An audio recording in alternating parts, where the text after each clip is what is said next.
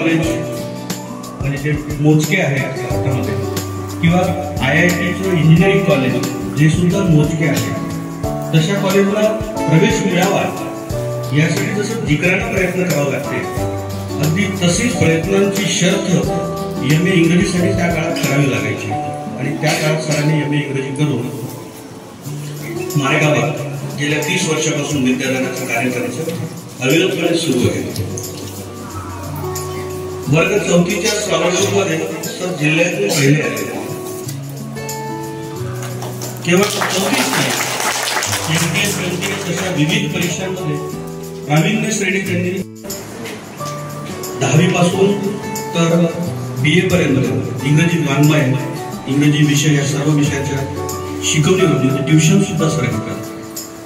आज मारेगावमध्ये सरांचा विद्यार्थी वर्ग फार मोठा आहे आणि सरांना ओळखत नाही, पांडे सरांना ओळखत नाही असा व्यक्ती चुकूनही मारेगावात सापडणार नाही. आपण आपल्या विद्यार्थ्यांना मार्गदर्शन म्हणून घेतले पाहिजे. त्यामुळे आज आपला आदरणीय पांडे सर यांना इथे बोलवलं. खरं तर प्रत्येक विषयाची माणसाला भीती असते. तुम्हाला भीती आहे का नाही? काहींना असं वाटतं की मला गणित या विषयाची खूप भीती वाटते, मला गणित हा विषय जमत नाही. आणि काहींना असं वाटतं की मला इंग्रजी या विषयाची खूप भीती वाटते, मला इंग्रजी येत नाही किंवा मी लिहू शकत नाही किंवा पास होऊ शकत नाही, अशा प्रकारची नकारात्मक भावना आपल्या मनामध्ये असते.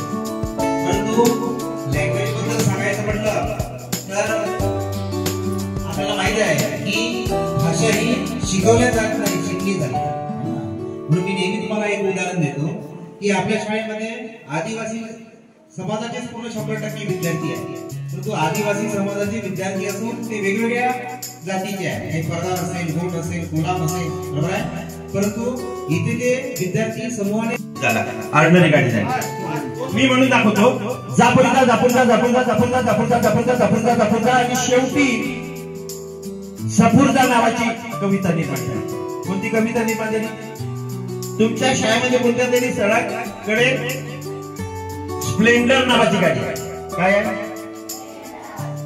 तो स्प्लेंडर शब्द स्लाइड आणि टेंडर.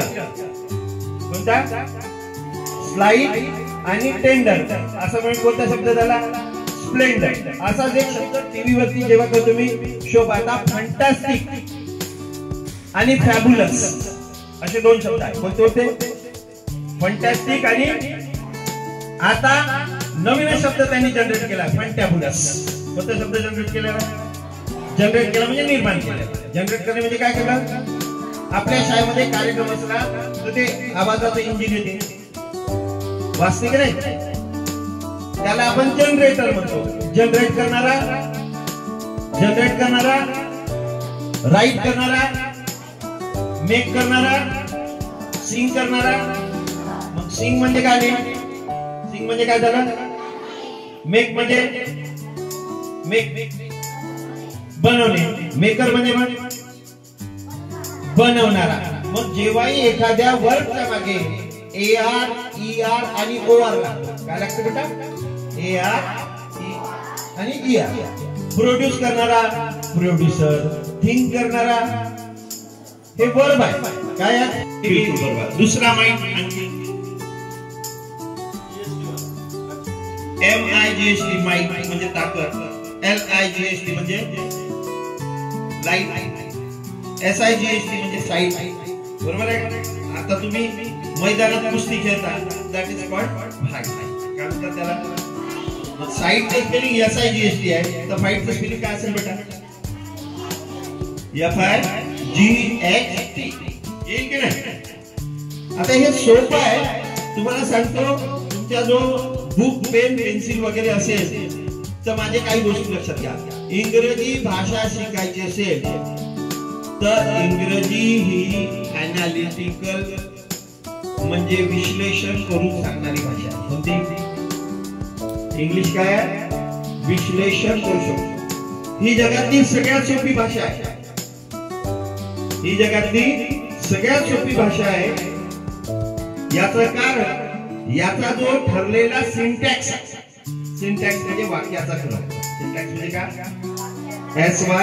SYNTAX. आपल्याकडे पाण्याची टाकी असते ती सिंटेक्स. आलं का लक्षात? तर एक गोष्ट लक्षात घ्या. आणि इतर भाषा ज्या आहेत त्या सिंथेटिक भाषा आहेत. म्हणजे त्यांच्या वाक्या, आता अनालिटिकल भाषा म्हणजे काय? ज्या वाक्यामध्ये, लक्षात घ्या, ज्या वाक्यामध्ये शब्दाची रचना एक फिक्स असते, फिक्स असते, त्या भाषेला आपण अनालिटिकल लँग्वेज म्हणतो. उदाहरण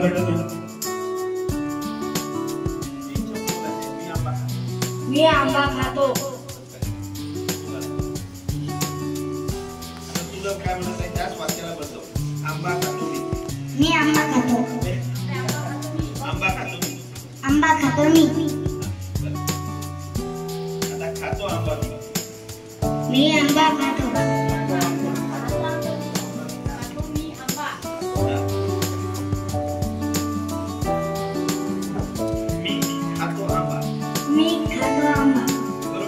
एकच वाक्य आपण चार पद्धतीने बोललो. आंबा खातो मी. काय बोलू मी आंबा खातो. झालं? खातो मी आंबा आणि वगैरे.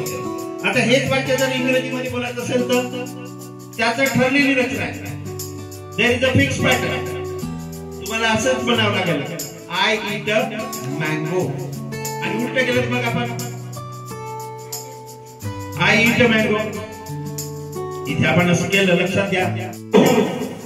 वर्षभर अभ्यास कराच लागते राजो आणि भेटली कापी तर कराच लागते. काय करावं लागते ते सांगतो ना. आता तरुण कोण असतो आहोत तुम्ही तर 10वीच्या खाली आहे, त्याच्यामुळे तुम्हाला ते कळवं नाही सांगत.